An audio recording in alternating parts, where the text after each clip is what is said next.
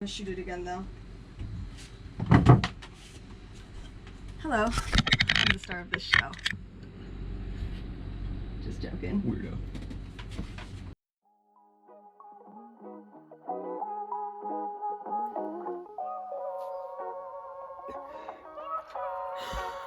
So, here we are. Okay, what am I doing?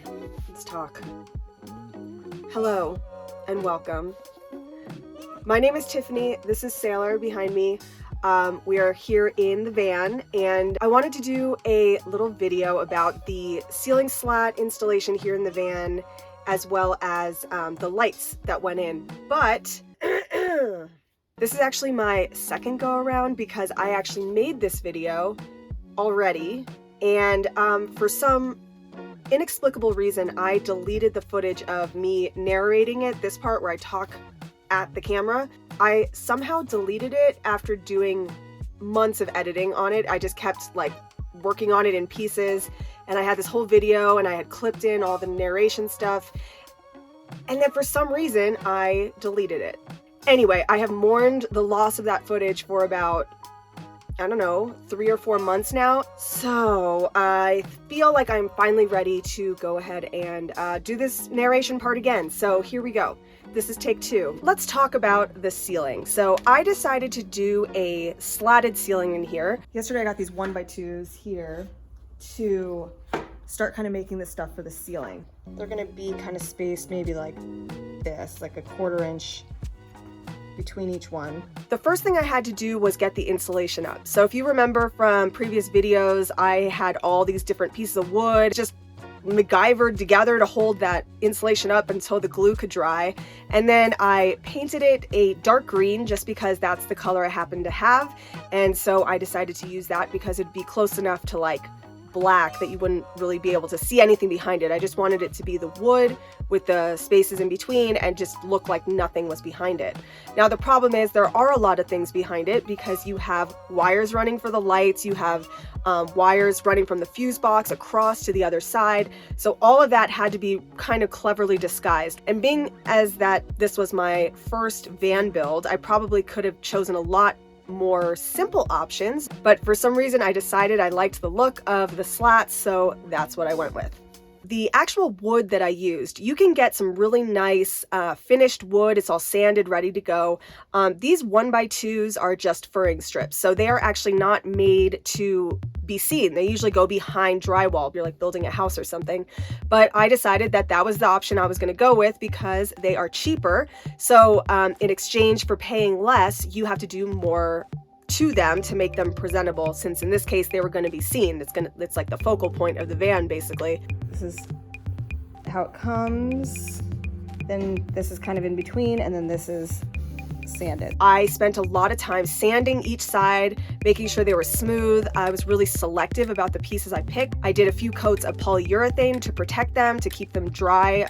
There is moisture in vans, it's the nature of the thing. It took a little bit more effort, but in exchange for doing all that effort on my end, I paid a lot less for all those furring strips that I had to buy. To put them up, I had put up furring strips behind them that just go across the beams on the top of the van, and then I just used a brad nail air compressor gun to just shoot nails into those slats.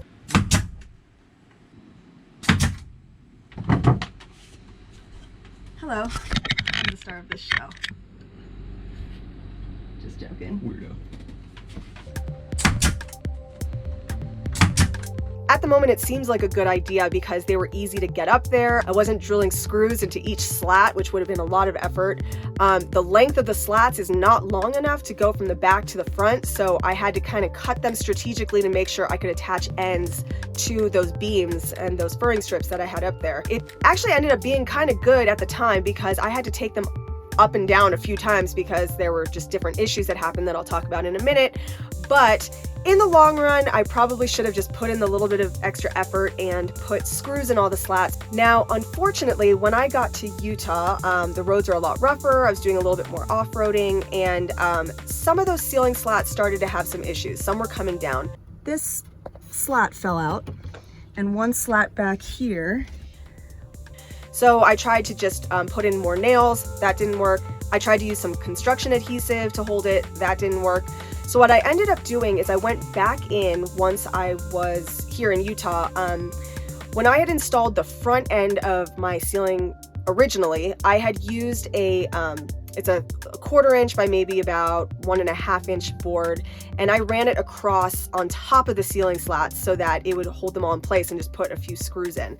And that worked really well in the front. So when I had to come back in and do something to keep those boards up, I decided to do something similar back here. I decided to put in these kind of supporting things across here with actual screws.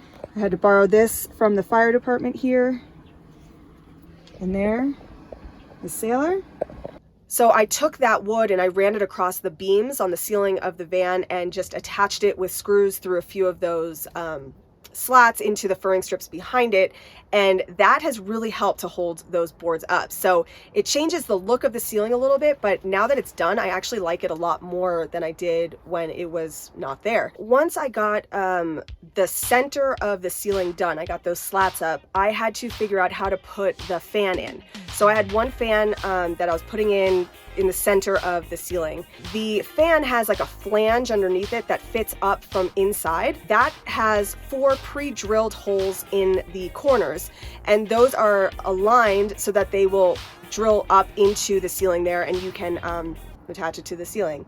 What am I saying? By sheer luck, unluck, where those pre-drilled holes are, those holes did not align with the ceiling slats themselves. They were actually landing right in between the slats in that 1/4 inch of space. I had to kind of rig something up. So what I decided to do was take these little pieces of wood. I think they're like about 1/2 inch by 1/2 inch. So these are the little pieces I found in my scrap wood pile.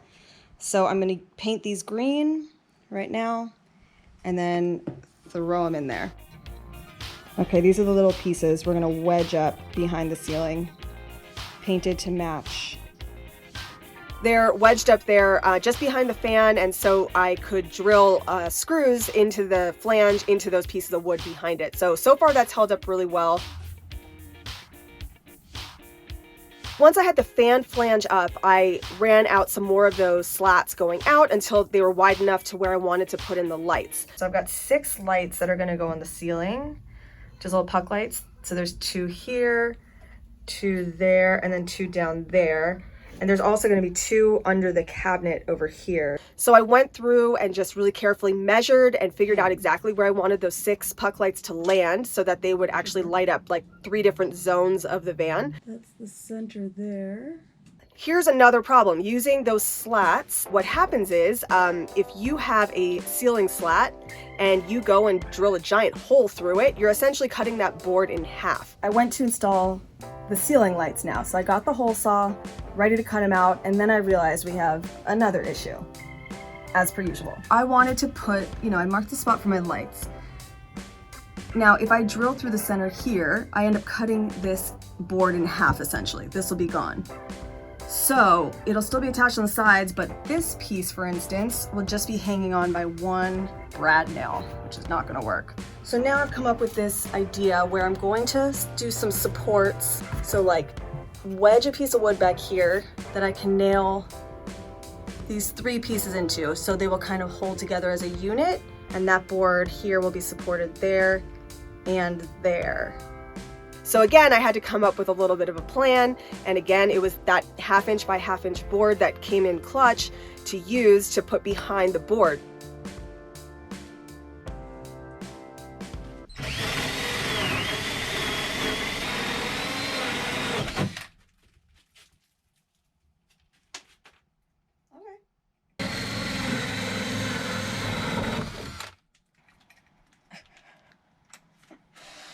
So again, it was a lot of coordination trying to get it all to fit together, and it would have been much easier if I had picked a different style of ceiling to do. What's going on back here? What's going on back here? All right, so now we have our ceiling slats up. Let's talk about installing the lights. Now, the light installation was a little bit difficult also because of the slatted ceiling, because as you can imagine, when you are wiring lights, you have to somehow hide those wires back there so you're not seeing wires when you look up at the ceiling. How do we get that wire to not, are we going to tuck it between 2 boards? somehow we gotta, I think we have to over. do like this. Yeah. Just to get past them. Yeah. Let me put him, wait a minute.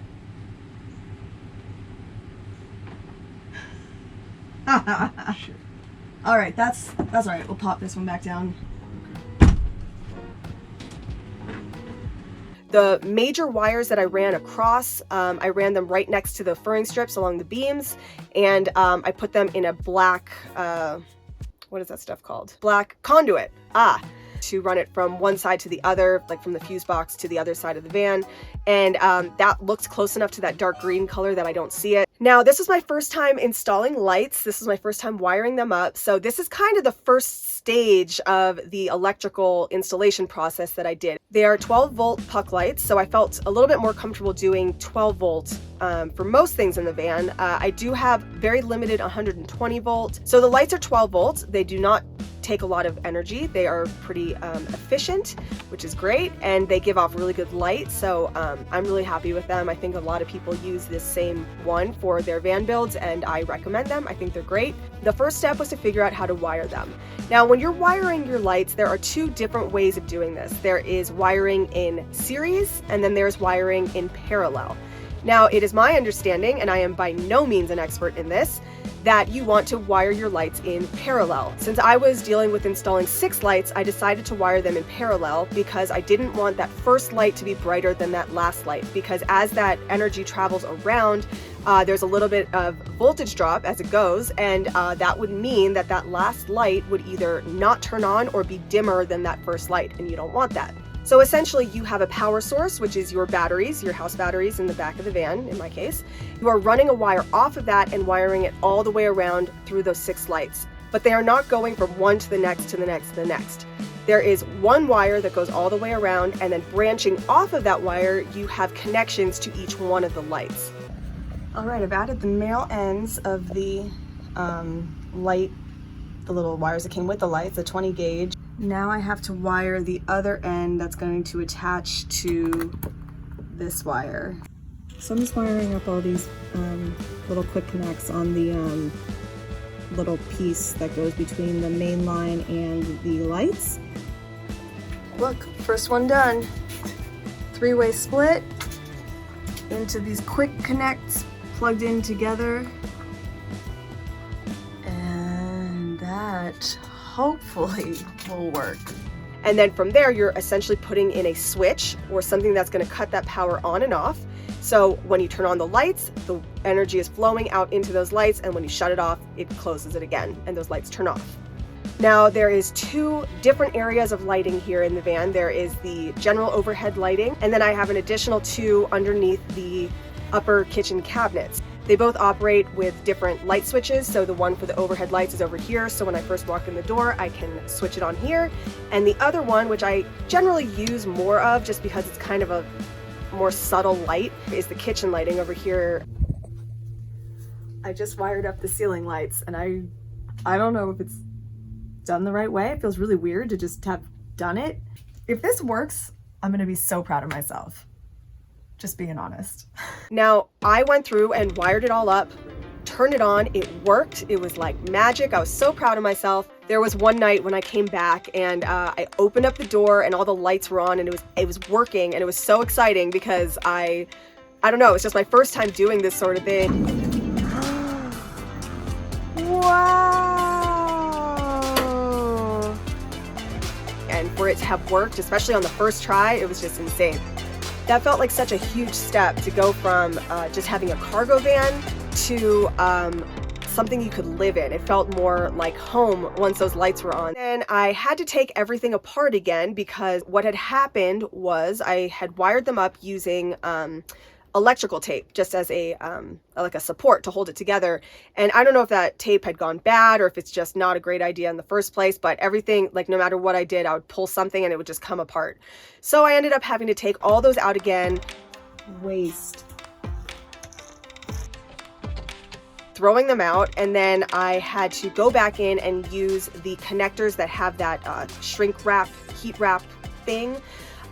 Which those are the ones you want to use because they will make them water resistant, and they also are like they kind of like shrink into place and hold those wires in place. So now I have one on this side, one on that side. I put them together and they stay. Now that was all fine and great. And then my plan was to have the one ceiling fan over here in the main part of the van, and then over the bed on each side to put in a window that opens. And the thinking behind this was that you turn on the fan and you have the windows open, and it kind of creates this circular flow in the van. Which is really hard to do if you just have one source, like one fan. When I went to order those windows to put them in, it turns out that they are crazy back ordered. So that was not going to happen because I had a time limit. I had to be in Utah for work at a certain date, so it wasn't going to work. Now with Sailor in the van, I had to come up with some other solution, and that solution was to put in a second fan. Now that way I could have one going out and one coming in, and then that would create that flow. Now, that meant the whole ceiling and all those lights and all that stuff had to come back down again.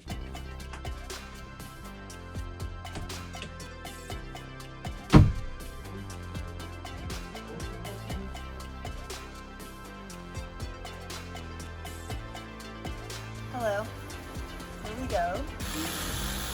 Put that second fan in, got that installed.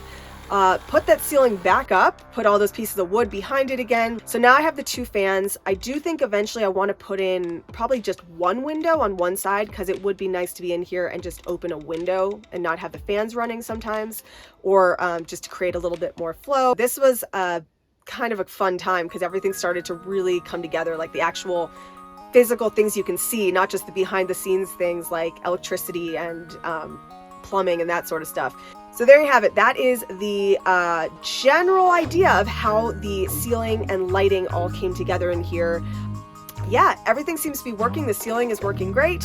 It's holding up now that I have those cross beams. I have the two fans. Those seem to be working. I've been living in the van for about a year now, and I'm really happy with how it all came together. So I guess I did something right. I have a few more van build videos coming. They're kind of coming slowly because as I'm editing those, I'm shooting more things and I'm getting distracted and not doing things efficiently. Any questions or anything, feel free to ask down below. I don't know how to say this. Find us on social media. TZ of All Trades is the name. And any questions or anything, just contact me in some sort of way. And thanks for being here. Tell your friends. I think that's it. So, hey Sailor. There she is.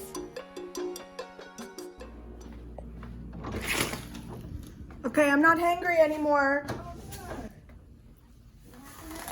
Yeah, now I'm happy.